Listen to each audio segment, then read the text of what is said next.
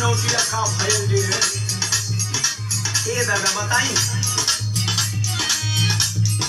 मैं हर ना चुनौती के ले धइले बाबे चैनी बनावा तनी खइली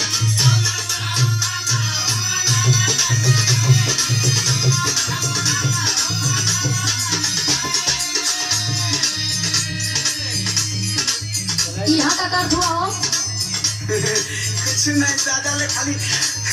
हाल चाल करे नहीं दादा ढेर दिन पर भेट आए ना कुछ नहीं तू कर हाल चाल करत हुआ हां बुलवाओ तो हमके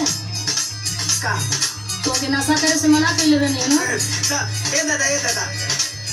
सुना फलाना को इन नशा ना करो ना खाली हमरे हाल चाल कर दो तू चुप रहा बड़ो बोला मत अब हम होंगे ड्राइव अरे सुना पहले इनका हाल सुना जल्दी आ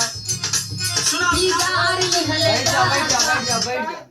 लहर चाट ले